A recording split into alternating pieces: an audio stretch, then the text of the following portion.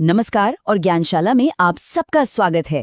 आज हम इंडिया के एक बहुत ही क्रिटिकल इशू पर बात करने वाले हैं, वेस्ट मैनेजमेंट क्राइसिस, और साथ ही इसके सॉल्यूशन यानी सर्कुलर इकोनॉमी को भी समझेंगे। ये कॉम्पिटिटिव एग्जाम्स के पर्सपेक्टिव से एक बेहद इंपॉर्टेंट टॉपिक है। और हाँ, आगे बढ़ने से पहले अगर आप ऐसी ही इंपॉर्टेंट एग्जाम फोकस टॉपिक्स पर क्लियर कट एनालिसिस चाहते हैं तो ज्ञानशाला को सब्सक्राइब करना मत भूलिएगा।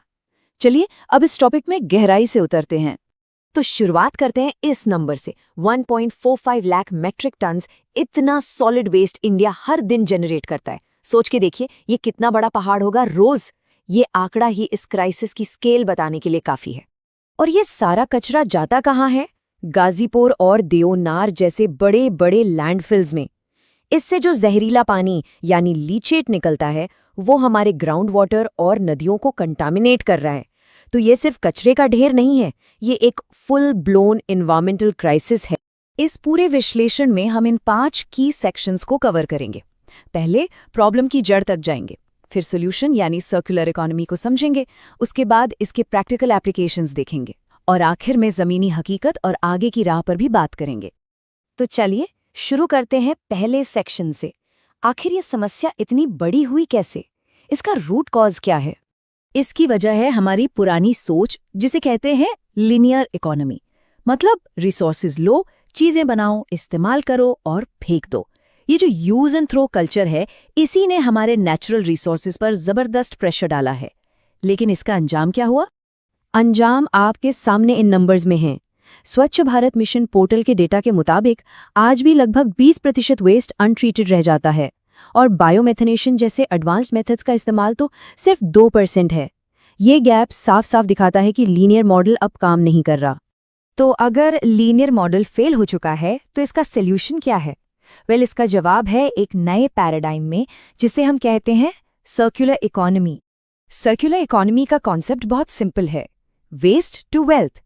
यहाँ फोकस इस बात पर है कि रिसोर्सेज को फेंकने के बजाय उन्हें जितना लंबा हो सके यूज में रखा जाए, यानी रिड्यूस, रीयूज एंड रिसाइकिल के प्रिंसिपल पर काम करना। और इसका पोटेंशियल कितना बड़ा है?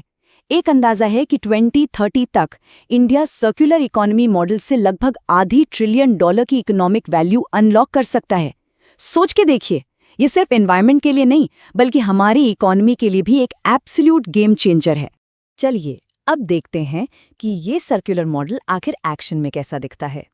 इसका सबसे बड़ा एग्जाम्पल है प्लास्टिक वेस्ट मैनेजमेंट।